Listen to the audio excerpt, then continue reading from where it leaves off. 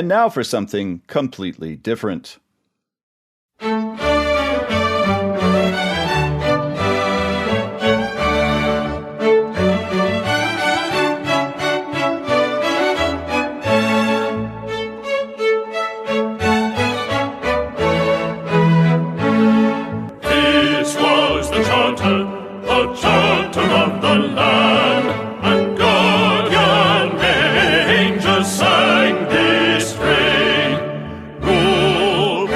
This is still Short Circuit, your podcast on the Federal Courts of Appeals. I'm still your host, Anthony Sanders, Director of the Center for Judicial Engagement at the Institute for Justice. But today, we're not going to be talking about the U.S. Constitution or indeed even state constitutions. We're going to be talking about the granddaddy of them all, the British Constitution. Yes, the United Kingdom has a constitution. What that constitution is, whether it's written or unwritten or a bunch of other things, is up for debate. And we are going to be discussing that today on Short Circuit, which we're recording on Thursday, April 27th, 2023. And the reason why we're going to be talking about those special subjects is we have a couple special scholars with us today, a couple incredibly erudite and prolific young scholars who have just put together a brilliant new book on the UK Constitution and how it's been evolving and how perhaps it should not be evolving as fast as it has been recently. The book is Sceptical Perspectives on the Changing Constitution of the United Kingdom. And I am so excited to introduce these two scholars to you. Now, Short Circuit listeners may know from as I've discussed from time to time, that I am a British citizen, a part British citizen. I have a passport to prove it, but not an accent. I still have family back in the UK, and so I keep an eye on what's been going on over there. And it seems like they've had a lot to talk about their constitution, their order in the world, where they should be going, whether they should make their constitution a bit more written, as they say. I know that's a controversial way to describe things. And so we're going to be digging into that with these two scholars. So first, I want to introduce Yuan Zhu. Now, Yuan may be known to any of you who spent some time on Twitter.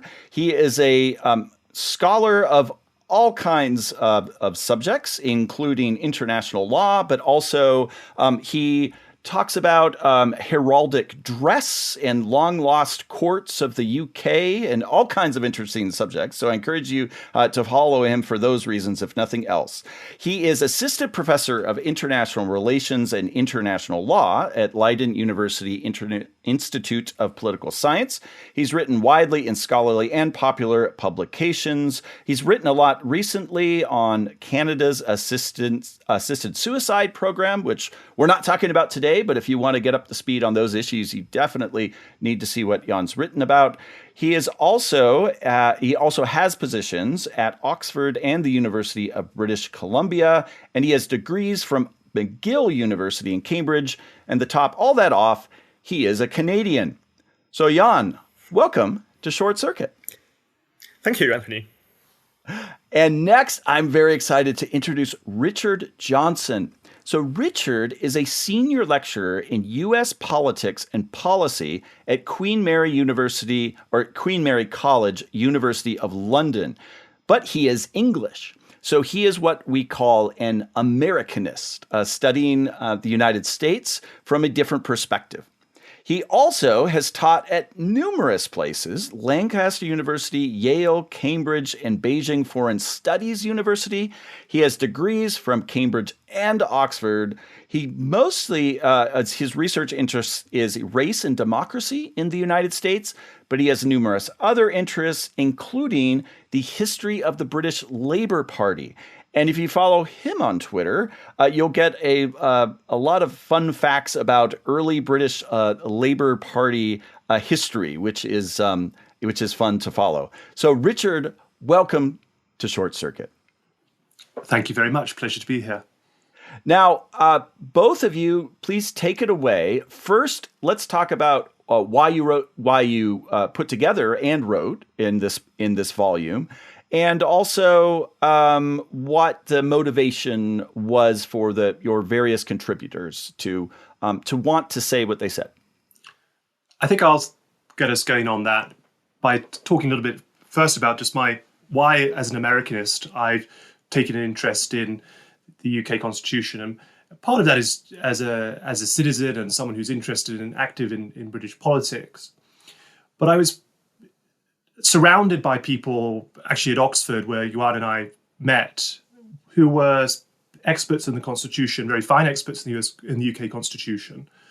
But I found there was a sort of cozy consensus about quite dramatic changes that had occurred to the British Constitution in the last generation, changes that were highly contentious, and I still would argue in many ways contingent, but treated as quite sacrosanct.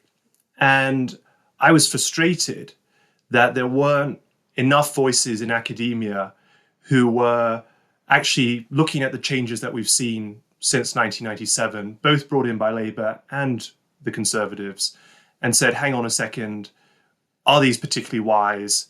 Have they delivered the benefits that they were purported to deliver? And what's been lost by these changes as well? And so in terms of the actual book itself, the origins of it came actually due to COVID, where during COVID, I wasn't able, in fact, allowed to go to the United States for a long time to do my research on US politics. And so I applied for a grant to do some UK-based research. And I put together a conference on the UK Constitution that Yuan was one of the contributors to. And then from that conference, I brought some of the participants of that conference and others together to put this book together. And neither Yuan nor I are British politics academics in that sense. So I thought it was important for us to bring in people who were experts in British politics and public law, and also some practitioners as well. So that was the idea for me behind kind of initiating the book idea. And Yuan, anything you'd like to add to that? Yes. Just to add to what Richard said, in UK academia, but also in UK media and among the sort of a political class, there tends to be a consensus that the existing constitution is old-fashioned and fusty and embarrassing, and that reform is really the only way forward. And what tends to happen is when the reforms have not delivered what they promised to deliver, the answer ends up being, well, actually, this didn't work, let's have more reform. So, for instance, we have an example now with the Labour Party having instituted devolution to Scotland and to Wales, with a view of making the UK stronger together. And all this did was to encourage Scottish and Welsh nationalism. And now the Labour Party has a new report saying, actually, the solution to this is even more devolution. And so there is this sort of a treadmill where devolution beget more devolution. And we really wanted to push a bit back against this idea that change is the only way forward. And just to add to that, Richard and I actually we met in Oxford, but we have very different political views. We are active in different political parties, and our contributors as well belong to different political parties and have very different views. But we are all united by a sense that the existing constitution has many virtues which have not been sufficiently explored. And regardless of our party political affiliation, we think that it is something worth maintaining. Yeah, that's something I wanted to add, is that you come from outside of constitutional politics. You come from different politics, but you and the others have come together on these issues. Well, let's look at those issues from our primarily United States audience, who probably have heard in the past that Britain has this thing called a constitution, don't really know what it is. They've seen the House of Commons on TV from time to time. They know there's a new king getting coronated in a few days. But other than that, maybe it's all a little bit hazy. So the big question I'm going to start with is, what is the British Constitution? Well, there's a line, I can't remember, I think it's Jennings, who said that the supremacy of Parliament is the Constitution. And perhaps one way I might put it for an American audience is that the UK Parliament is not just a legislature, but is an ongoing constitutional convention. It's as if the framers at Philadelphia never left. And so the principle, the core principle behind the UK Constitution is that whatever Parliament legislates is ipso facto constitutional because it comes out of the sovereign Parliament, and that Parliament has complete freedom to legislate on whatever matter it might wish to legislate on, except for binding its successor. And of course, that's maybe, it seems a very simple answer. It has a lot of different elements to it, but for me, that's the core idea of the British Constitution. Now, I know often the British Constitution is described as an unwritten constitution. And I know that there are people who believe in the British Constitution who bristle at that a little bit because there are bits that are written. There's a lot that's written. You could fill a whole volume with it. In fact, publishers do. So what do people mean by unwritten, and what bits are written, even assuming, right, that if Parliament really wanted to, it could change all manner of what we call this Constitution. How should we think about how the Constitution is written and what are its primary components? Well, I guess the reason why people think it's unwritten is because it's not codified in a single document like the US Constitution or indeed most constitutions around the world. But I'd actually flip this around for a moment, which is to say that every constitutional system has unwritten elements to it. The US Constitution, the US Constitution is just over 7,000 words. There's not enough material in those articles and 27 amendments to actually sufficiently get you to governing precisely how governing that entire country. And so there are so many aspects of precedent and constitutional understanding and convention that help make the US Constitution work. And so every system, including the United States, has an unwritten constitution alongside its written elements. The difference in the UK is that the written elements have never been put together in a single code. And we argue in the book that you could do that in theory. It would be largely a sort of secretarial exercise. But you could take, there are plenty of statutes that pertain to things like the relationship between the House of Commons and the House of Lords, or the composition of the House of Lords, or the franchise, or devolution, or the Acts of Union, or legislation that sets out how long a particular session of Parliament can last. These are all already written and exist, and people can consult them, and these can be put together. But the key difference that we identify from most other systems is not actually whether it's written or unwritten, but it's about the sense of a hierarchy of law. And that the defining aspect that I mentioned about the UK Constitution at the start is that we don't entrench a law against another law. So we're not saying that constitutional laws are superior to non-constitutional laws. Anything that Parliament does, Parliament can also undo through the same process that it brought it in. So that is, for me, that's the key distinction rather than the written or unwritten element. Well, I'm remembering from my reading of H.L.A. Hart, which was quite a long time ago, and his whole description of the Queen in Parliament, and that you need there's a rule of recognition, he called it, about seeing the Queen in Parliament, which is basically the relationship between the parliamentary sovereignty that you described, Richard, that there's a kind of a prior law to that, to seeing that as the lawmaking body. So, Yuan, is there like some ultimate statute that describes all that happens, or is that kind of like a meta unwritten part of British constitutionalism that just everyone understands? Somehow the House of Commons passes things, there's royal assent, which we know hasn't been a problem in a long time, and that is the law, but that there's no like document that was signed in 1787 that describes that is the law. How should we think about that? No. So the short answer is no. I think a few years ago there was an attempt to have Parliament pass a law saying that Parliament is sovereign, but of course that is entirely circular. Right? If Parliament says Parliament is sovereign, and Parliament is sovereign because of that, but if you say Parliament is sovereign through Parliament, then that actually might limit Parliament's sovereignty. So it's all very circular.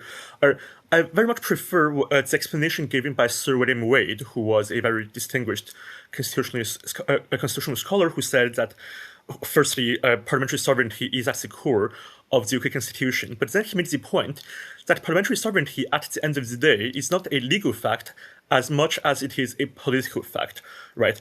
Parliamentary sovereignty is universally accepted by all political actors as the basis for the whole system, but fundamentally it is a matter for politics, not for law. And the only way in which you could really get rid of that is if you had a fundamental revolution in political terms in how people conceived of the UK, and if that were to happen, then the rule of parliamentary sovereignty could fall away, and the UK would have a more, shall we say, conventional constitution, which is codified and written, and which has a hierarchy.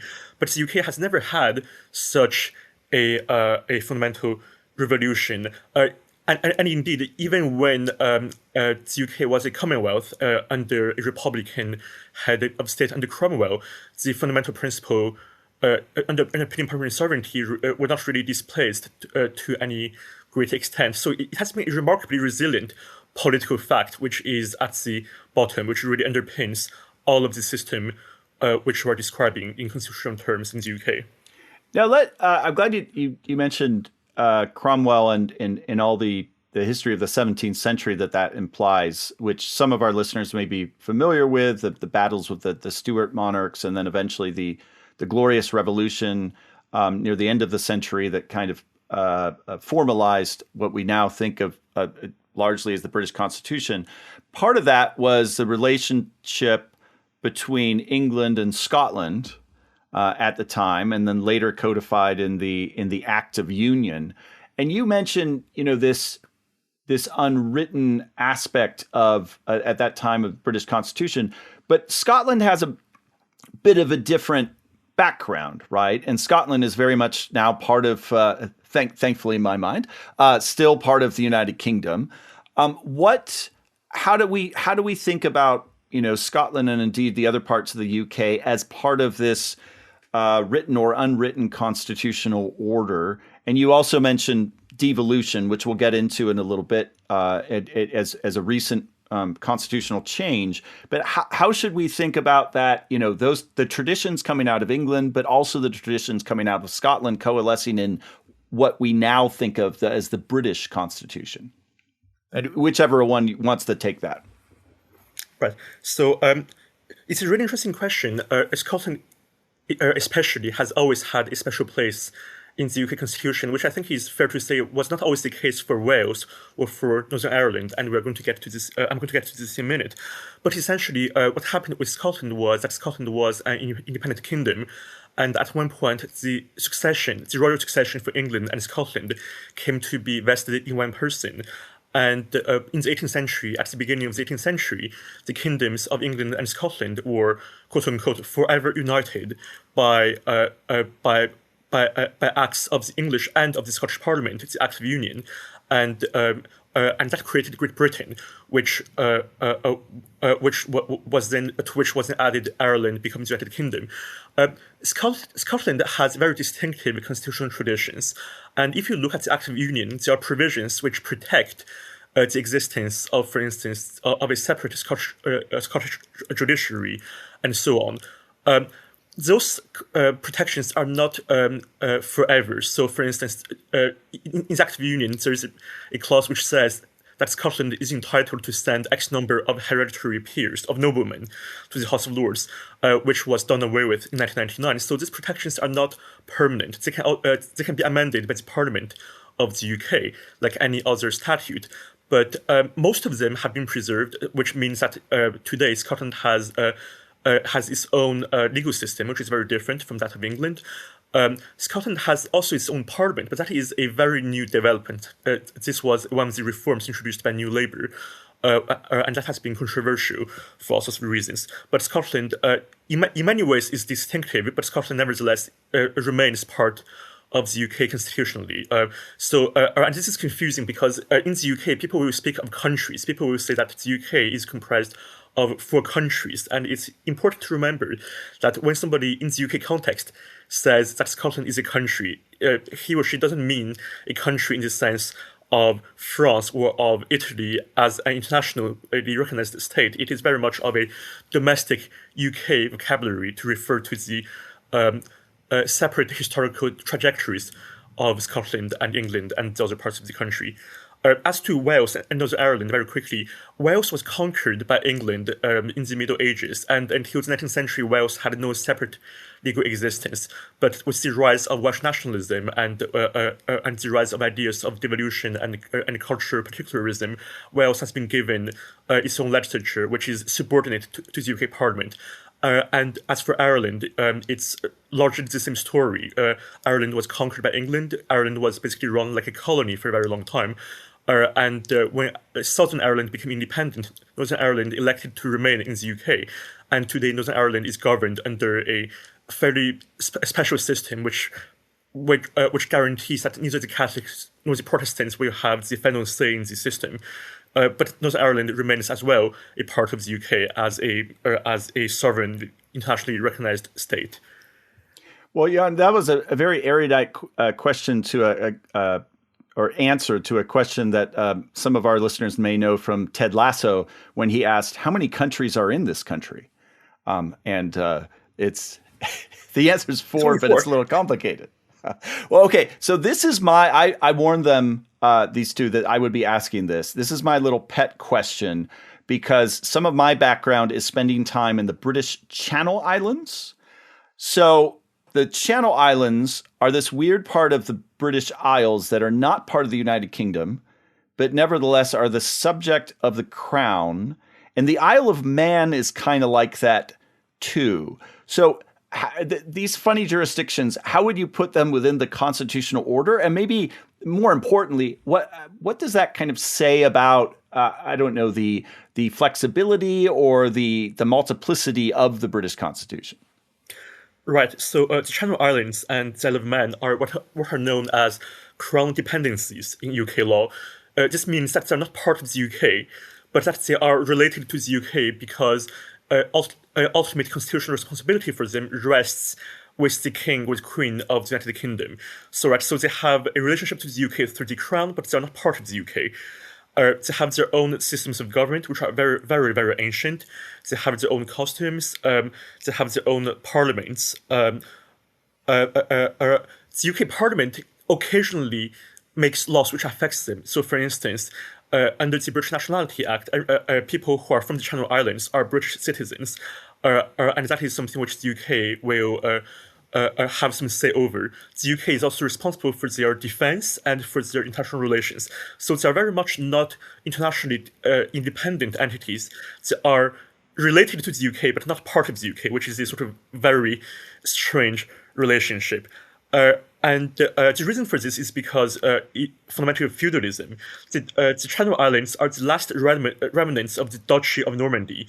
As some of your listeners may remember, William the Conqueror, or William's bastard, as he used to be called, was Duke of Normandy. In 1066, he landed, killed the last king of Wessex, and took over England. And with that, he took with him the Duchy of Normandy. And obviously, Normandy is now in France. It was conquered by another dynasty, and France later became a republic. But the Channel Islands are the remnants of that ancient Duchy of Normandy. And the same thing is something similar is true for the Isle of Man. The Isle of Man was a feudal territory. You could be lord of Man. You could buy and sell the lordship.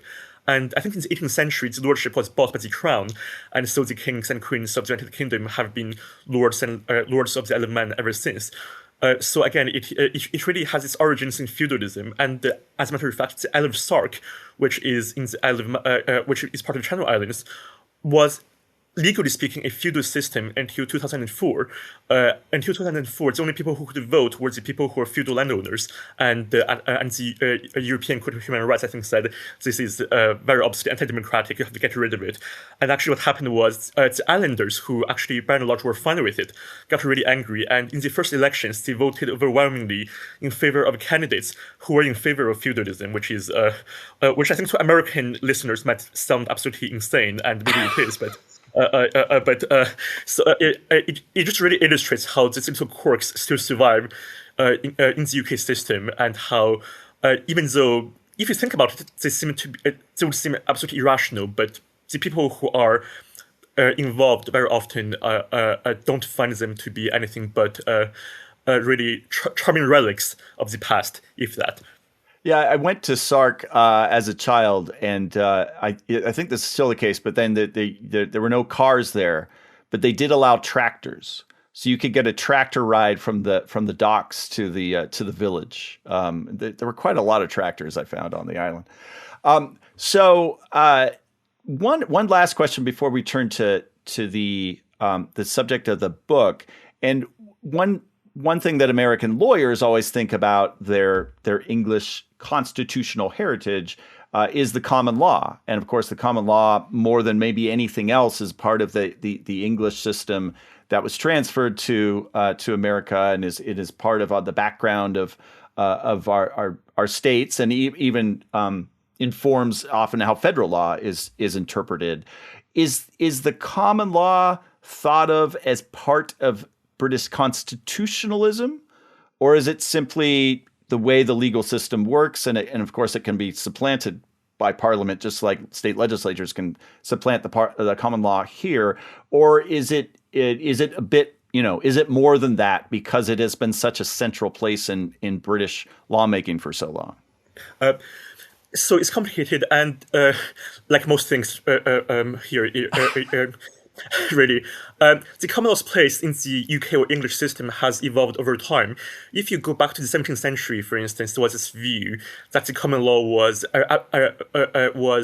given by God and could even supplant acts of parliament. Edward Coke, with whom American lawyers might be familiar, was impeached partially because he said that common law could not be supplanted by statute. This view was rejected from the 18th century through people like Blackstone, who said, and so on, who really came up with an articulation of the idea of parliamentary sovereignty. So common law has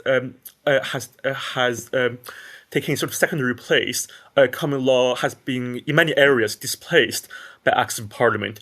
But I would say that aspects of the common law are still very important. There are still many principles of the common law which any English lawyer, any UK lawyer would recognize as being fundamental to the UK constitution. There are principles which can be, again, supplanted by Parliament at any time, but in practice they're recognized as being either constitutional or quasi-constitutional, as certainly having a place which should not be lightly interfered with. But this idea of the common law as the constitution has, I think, had its day, and is not the dominant school of thought in the UK, and hasn't been for a very long time. Right. It was transferred, as some of us argue, to the American colonies, and it's been debated over here ever since. But that's we'll leave that one for a different podcast. So let's turn to the arguments in the book. And Richard, if you could maybe lay out for us what some of these changes. You said 1997 was this starting of these changes, which of course was when Tony Blair and New Labour came into power. So what are some of these changes, and then what is skepticism towards that, particularly from someone such as yourself, who's part of the Labour coalition? Yeah, so one thing I'd argue is that when New Labour came into power in 1997, it had a very modest economic reform agenda. This was not the Labour Party of Attlee or Wilson, the previous Labour prime ministers who were elected in landslides in 1945, and Wilson won a landslide in 1966, who came in, whacked up the taxes on the rich, and used it to fund a massive redistributory expansion of the welfare state and nationalize major industries. That was not Tony Blair's agenda. And in some ways, I think to compensate for that, Blair pursued a fairly radical constitutional agenda instead.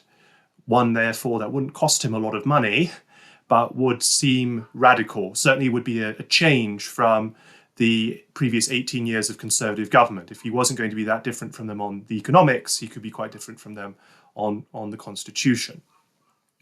And the biggest of these changes in Blair's first term were devolution to Scotland, Wales, and Northern Ireland, as well as changes to the composition of the House of Lords.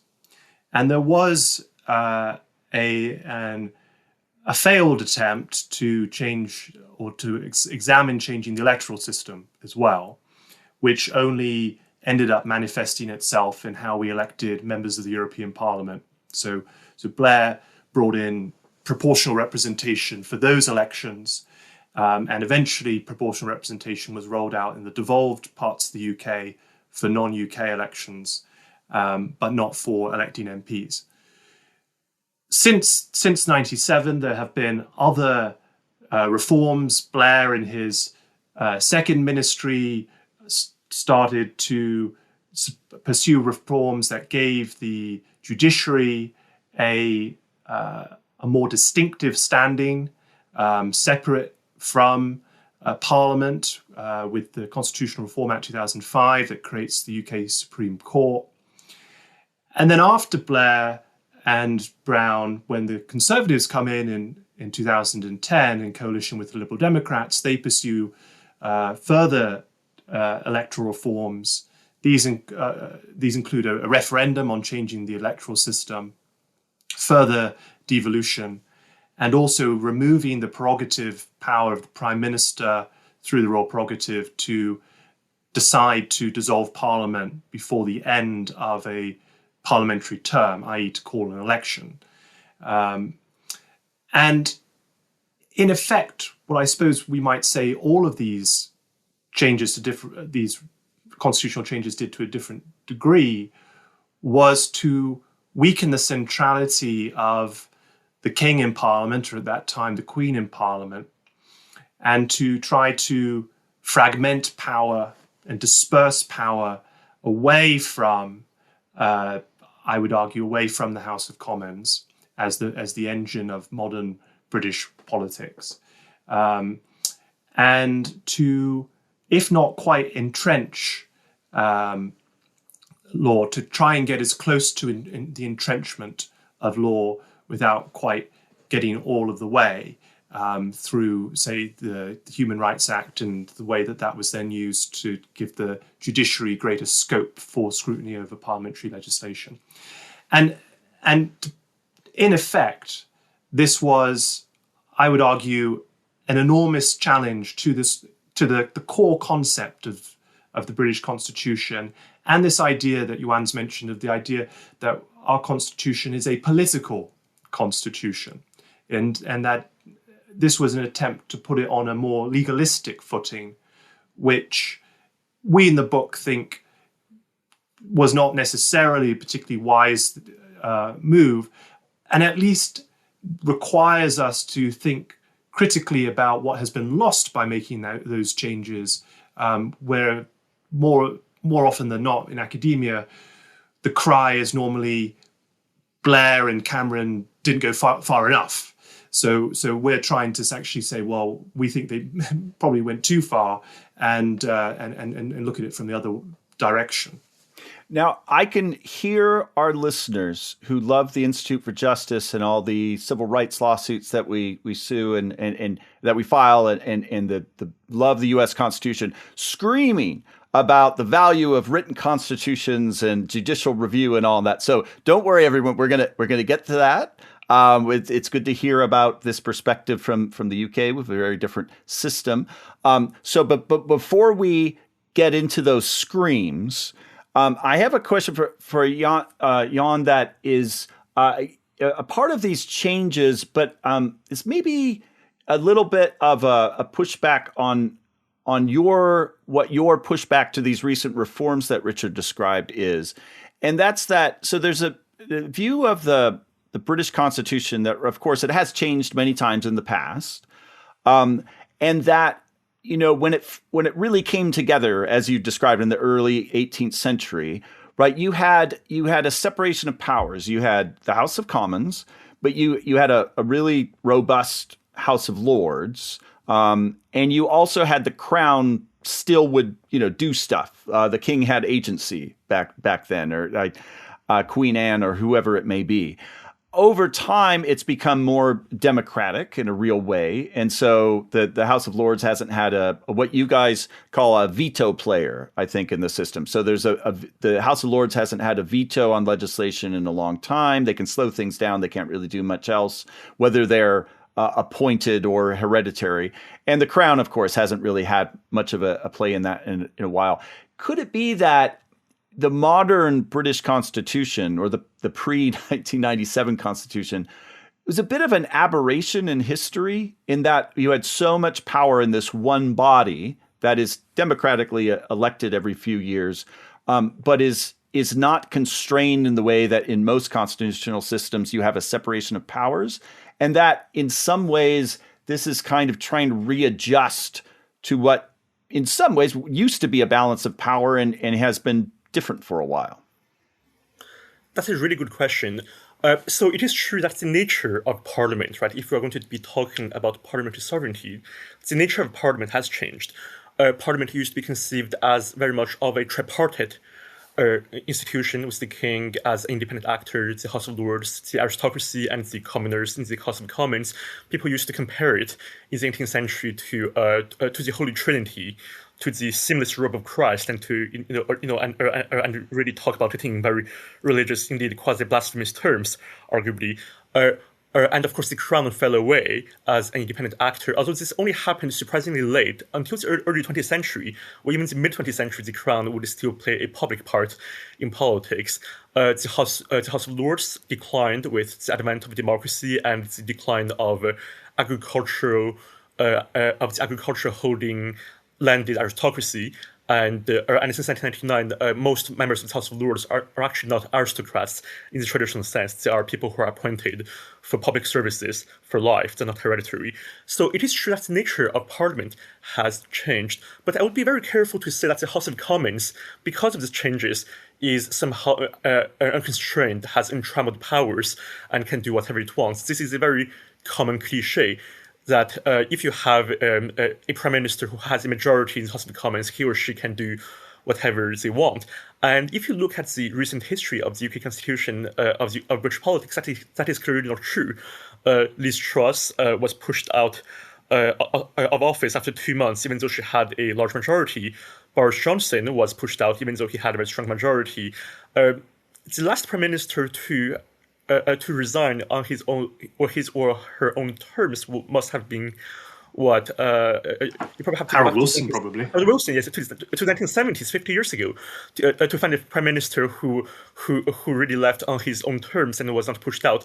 And the reason for that is actually the House of Commons is not a unitary rubber stamp like the North Korean or Chinese parliaments where everybody votes on the party line. Even if you have majorities, majorities comprised fundamentally of several hundred individuals. They have their own agendas, they have their own views, even though they may belong to the same parties, and they are very much willing to push back against things they don't like. So so even within the House of Commons itself, there are checks and balances. For instance, we were talking with somebody who used to run what is known as legislative affairs, and she was explaining to us how even if you have majority, you only have so many hours in every day, and you only have so many sitting days per year, and because of that, you can only pass so many acts of parliament. And if there is opposition from a group, even if it's a minority, very often the bill will have to be amended or dropped because simply you have to economize time. And this is one aspect of the Constitution which people very seldom talk about, because it is very much granular. But it is really this sort of thing, which even within the House of Commons provides checks and balances. Now, of course, they're not checks and balances in the sense of things which are written in Constitution. They're not enforced by judges who are in fancy dress, but nevertheless, they are, I would argue, very effective, which means that the House of Commons is not this sort of a ruled by mob. It is a very complex mechanism which has internal checks and balances. So let's get to those judges in fancy dress that you just referred to. So Americans, for all their bickering about what judges should do on the Supreme Court or in the states or in the lower courts, there seems to be a broad consensus that they like some kind of judicial review. They just don't like the outcomes of all the cases. And the same is true in many other countries. I know Canada has had its own ongoing fearsome debate about judicial review recently. So coming from your British perspective, is your critique of trying to introduce more of that into the UK is a bit of a it's not broken, don't fix it type of argument? Like maybe constitutional judicial review, higher law, all that, it was developed a long time in other countries. It kind of works. That's fine for you, but not fine for us? Or do you think it is a more broad that, other countries are missing something by not having a more political constitution? And either of you who wants to take that? I mean, I am someone who's hesitant to try to be overly prescriptive to other political systems. I think the context and the spirit of the laws is really important. And I don't think there's a perfect political model that can just be transplanted without any reference to the traditions and practices of what has come before. So it would be difficult, I think, to say, right, now it's time for the United States to throw away the document of 1787 and try the UK system as it exists today. I just don't think that's plausible. I do, in general, though, have a suspicion of powerful judges, and that comes out of a more of a core democratic principle about who should be the driver of the rules that govern us. And the concern I always have with constitutional entrenchment is that for sometimes rather technical, formal reasons, future generations end up being trapped into following rules that they wouldn't wish to the majority wouldn't actually wish to follow, but have to follow them because those were the rules that were set by previous generations.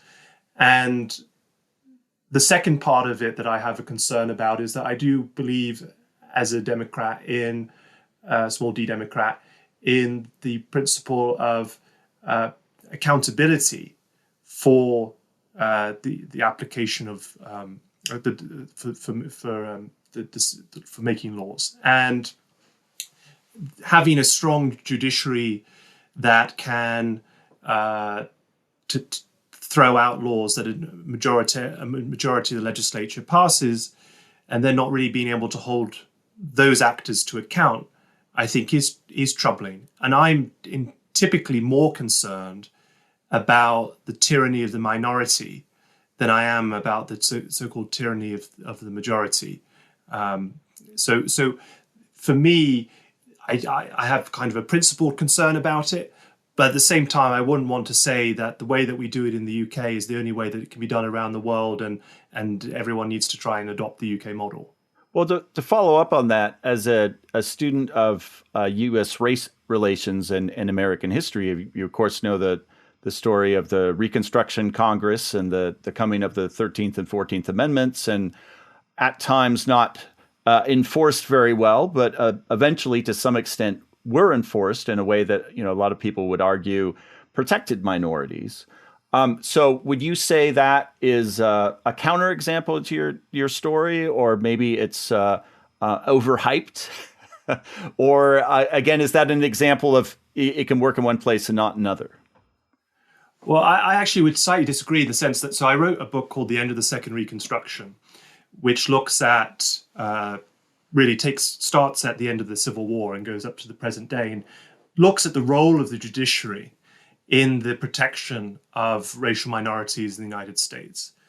And the argument that I put in the book is that the Warren Court of the 50s and 60s is largely an aberration of the practices of the US Supreme Court with respect to the protection of the rights of racial minorities and working class Americans, and that the much longer history of the Supreme Court has been one that tends to work against those vulnerable minority groups and in favor of privileged minority groups, and that the failure of Reconstruction in many ways was led by the Supreme Court, in many cases willfully misinterpreting the legislation that Congress had passed after the Civil War that was intended to be an expansive reading of the rights of racial minority.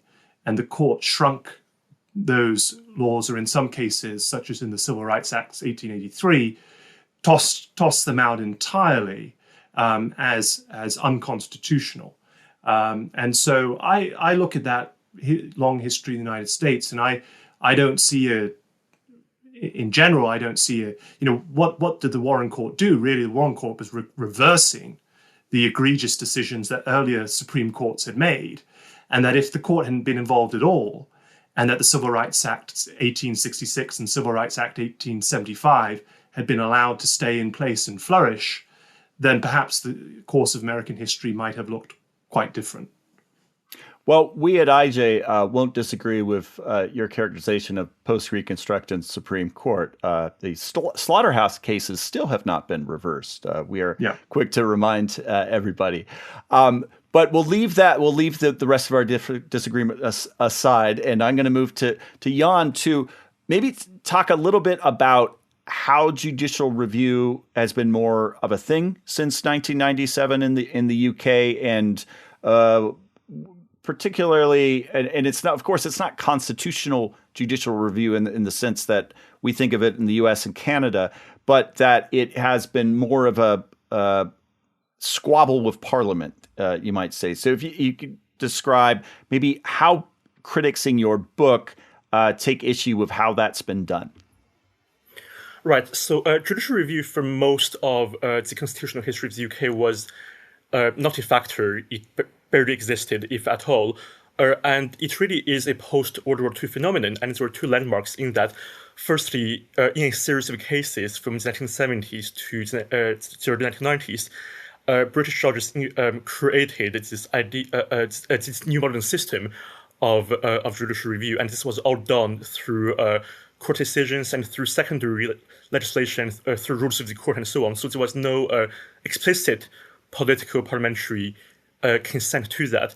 That was the first step. The second big step was the advent of the Human Rights Act, which was one of New Labour's main achievements, but certainly one of their main measures of constitutional reform. And what this did was to incorporate the European Convention on Human Rights into UK law and to give the power to UK judges to say that an act of Parliament is incompatible with the European Convention. Now, it is, on paper, it is a very weak form of judicial review, right? In America, if an act of any legislature is against the US Constitution, any court has the power to strike it down. In the UK, the most a court can do is to say this provision is incompatible with the CHR. So in paper, it's very weak. But in practice, in political terms, the declarations of UK courts as to incompatibility are always followed by Parliament without exception. So, which means that even though in theory the system which the UK had under the HRA, under the Human Rights Act, was a compromise between parliamentary sovereignty and compliance with the ECHR, in practice, the system really amounts to a strong form of judicial review, whereby if the courts say something Parliament will scramble and change the law. So essentially, the introduction of judicial review in the UK has been done by stealth. It has not had the sort of legitimacy which is involved with codifying it through an open process. It happened very much in increments, and we have several chapters in our book about the implications of this, the implications for the legitimacy not only of the political system but also of the judges, because in many ways, one of the critiques of judicial review, which I found to be the most compelling, is really the one about democratic legitimacy. Right? If you really wanted to confide the task of safeguarding rights and fundamental values to a council of people, of wise people, you would not necessarily pick people whose only qualifications were that they were really good lawyers, right? Being a judge almost always means that you were a good lawyer who made lots of money, and certainly legal skill is valuable and important, but there are so many other things which are part of this broad tapestry, this rich tapestry of governance, which are not legal, which cannot be reduced to a technical exercise. And I think one of the dangers of judicial review in this form is that we risk conflating the task of governance, the clash of values, and of fundamental worldviews to a technocratic exercise of box checking and legal reasoning, which is merely one form of reasoning, and which certainly is not the only one which we should want to rely on if we are to remain a self-governing democratic people.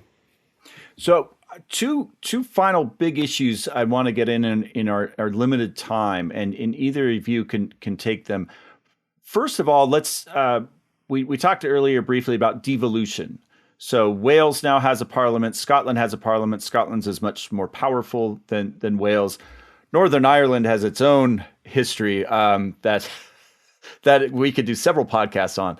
But what are in your volume? What are some of the problems with that devolution? That, from an American perspective, when we think of federalism, we think generally, not all issues, but generally, it's better to have power wielded at a lower level, and so you can have various reasons for that.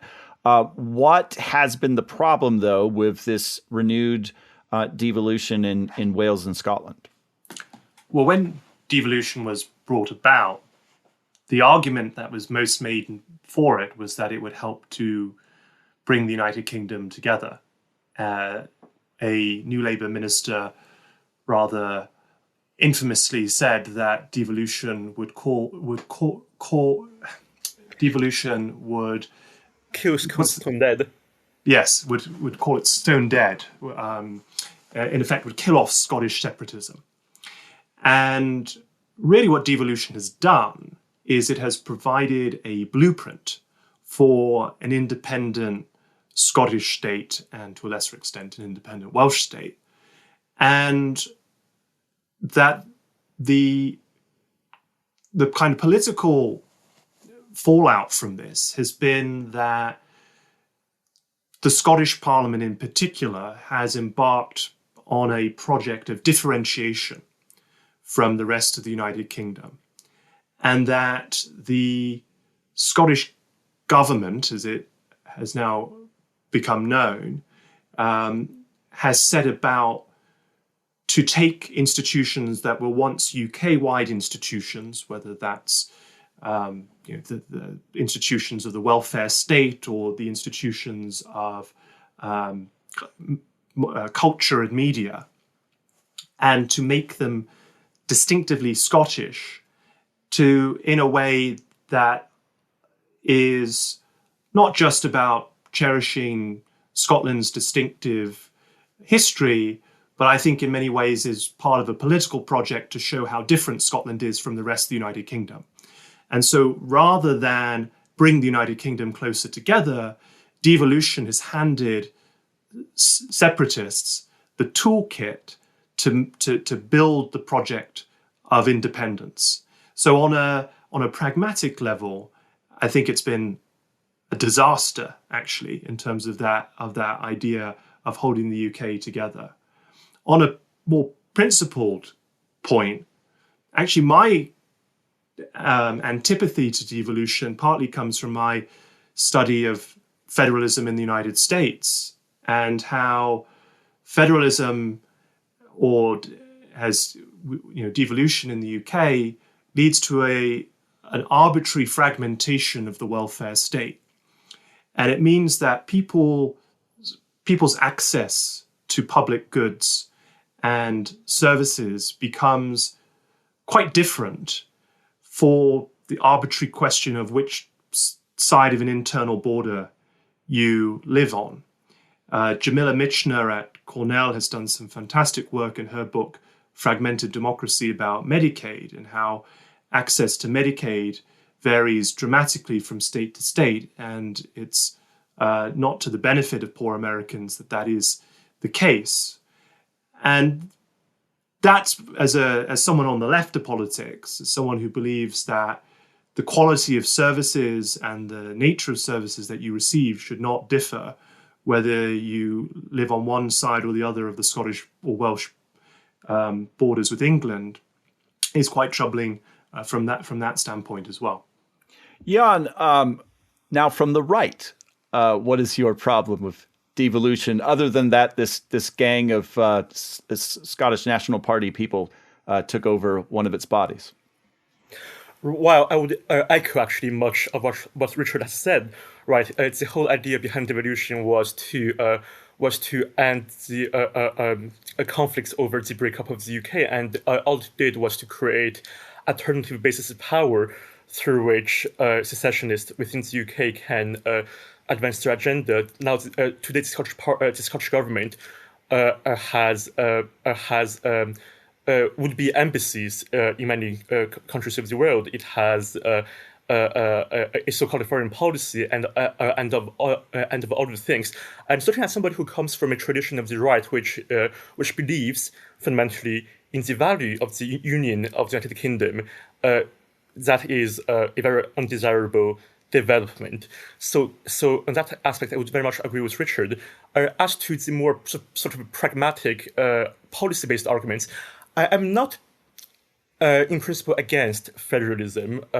I think there are places where federalism do work and has a value. I'm from Canada, which is a country which really wouldn't exist or wouldn't function without a federal system because of the geography, because of the very separate histories of the different parts of the country, the very distinctive character of Quebec, and so on.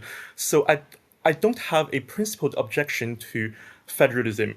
However, I think in the UK context, because the UK is a country which has evolved the way it did historically because of its size, and I think it's very easy to forget how small the UK is really. You can go from Edinburgh to London in 4 or 5 hours, or by train, and because of the fact that the common institutions of the UK, be they the institutions of the welfare state or be it the armed forces and so on, have been developed on a UK-wide basis, and because there is such a thing as a UK-wide identity, I think that to artificially create devolution, which is a sort of a halfway house to federalism, right? It's not federalism per se, but it has the appearance of federalism. Really, just simply doesn't work in the UK context. In the UK context, if you did want to give power to localities, you would not necessarily proceed on the basis, I think, of Scotland, of the nation, of the 4 nations, and within England of these very artificial regions. You would really want to do something more granular. You would really want to go to the local institutions of local democracy. And to its credit, the current UK government has been, I think, more aware of this. Right, the UK government has begun, for instance, to bypass the Scottish government and to invest directly in Scottish local government when they ask for infrastructure projects, because fundamentally there is a sense in parts of Scotland and actually in parts of Wales as well that they have simply replaced rule from London, rule from a very distant capital, to rule from Edinburgh or Cardiff, which in many ways is not much of an improvement. If you live in the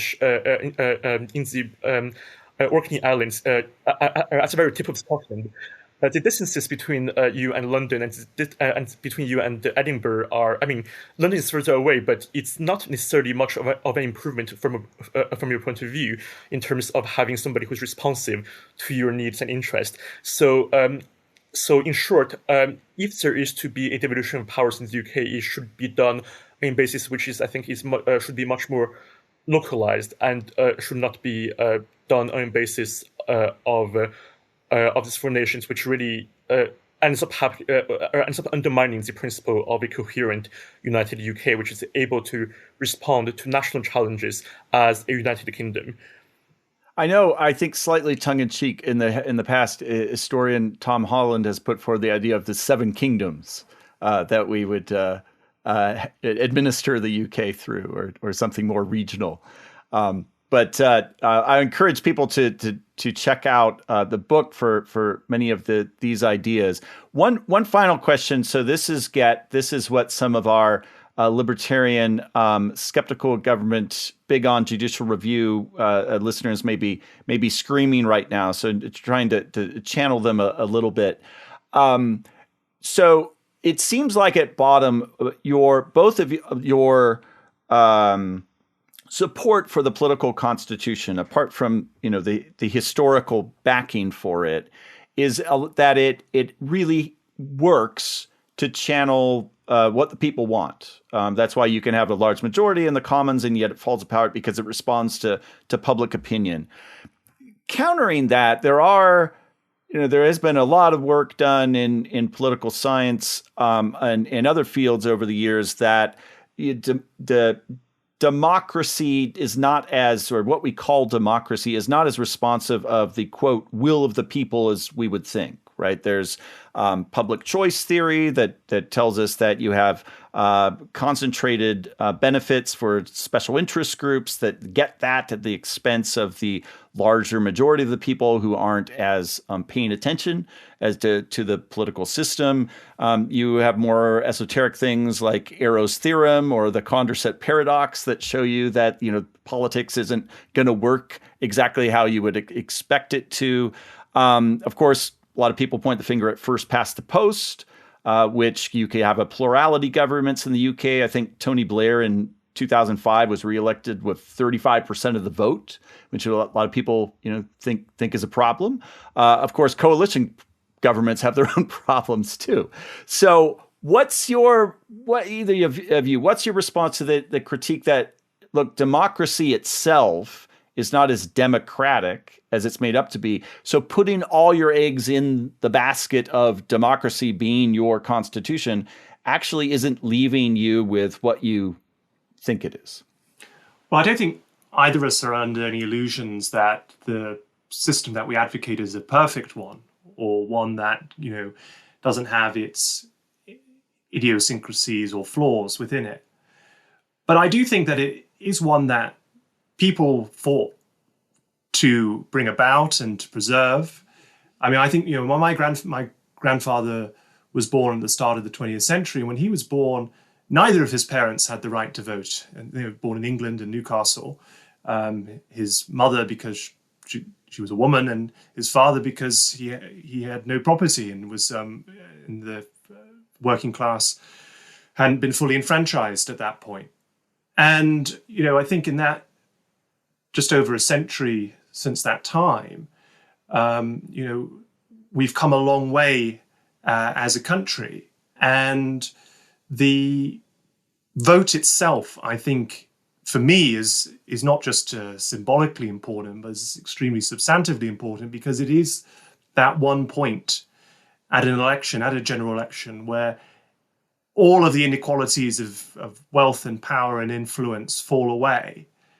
And I think particularly for people, like my grandparents, who didn't have any particular influence beyond that. If you have no influence in industry or in culture or what have you, then actually that vote becomes even more important. And the concern that I have with the changes that we've seen since 1997 is that it weakens the power of that vote. because it takes decisions out of the body to which those votes translate into power. And they become more fragmented and more mysterious and more ultimately inaccessible. And so, although, yes, there are plenty of theories and theorems that show, various paradoxes of voting and so on, ultimately, I still think that for most people, in a practical, meaningful, and substantive way, going and casting their vote for the MP, with that MP knowing that at the end of that parliament, however long it may be, up to 5 years, but it could be much shorter, they've got to go back to those same voters and account for what they've done or not done, is tremendously powerful and empowering. And it's a system that I think we shouldn't move away from without a great deal of consideration. My concern is that we've started to walk away from that system, as Yuan said earlier, by stealth, without a real reckoning by the British public or their approval. Yuan, any concluding thoughts, Burkean thoughts perhaps, about your long-lived constitution? Right. Perhaps just to add to what Richard was saying and to what you were asking, I'm certainly very sympathetic to the concerns by your more libertarian listeners as to majority and minorities and how that affects the protection of rights. I mean, speaking as somebody who's very obviously a minority, I certainly have no illusion as to this being a potential problem and having been a problem. What I would say is this: in order for the rights of minorities to be effectively safeguarded, they require more than the blessing of judges. They require a broad societal consent. And the best way to secure a broad societal consent for the protection of minority rights, and by minority I mean minority of any sorts, right? Not only racial or ethnic, but or religious, but minorities in any sense. The best way to ensure the protection of minority and their rights is by the creation of a broad political consensus, and that sort of consensus tends to emerge as a result of political, not legal, contestation and of electoral politics, of which voting is very much a central part of. When you have rights which are invented out of thin air by judges who are not accountable and who, in this very famous phrase, are constituted the weakest branch of government, that is not a secure base on which to rest your right. We have plenty of examples from the history of Europe, for instance, in the 20th century, when very elaborate schemes of minorities protection, backed by very elaborate schemes of judicial power, unraveled very quickly simply because of the lack of a broad, popular-based consensus in favor of these rights. And I would argue that the more we focus our attention on convincing the judiciary, the more we are actually it's less we are doing in favor of creating this absolutely necessary political consensus, and that at the end of the day, that actually can backfire, as we have seen very often through history. So, in short, I'm mindful of the concerns of your libertarian listeners, but it's a pitch I really want to make is that democracy is not the enemy. Democracy is very much the channel through which we have to work through in favor. In order to secure the rights of the minorities and of the unpopular. Well, thank you both for this fantastic conversation. I'm so glad that our listeners got a taste of how things actually work over there in the UK, and also the contrast between how things have worked and then the American or Canadian systems and what we may see in the future. We will put a link in the show notes to the book, and also to both of Jan and Richard's pages. We'll also, I'm going to put a link. I often talk about the British Constitution as a bit of a foil in some of my writing on the U.S. Constitution, but I do try to pay it due respect at the same time. So I'll put a link up to a little essay where I talked about those two contrasts in the last year. And in the future, I want all our listeners to check out both of these gentlemen either on Twitter or where else they write. They write some fantastic stuff that you can learn a lot from. In the meantime, I may be chastised for this, but for old time's sake, I'm going to close with "God Save the King," and you can check out the coronation. That's going to be a lot of fun, I'm sure, if you're interested in the British Constitution in a few days. But in the meantime, as I always say, I hope that all of you get engaged.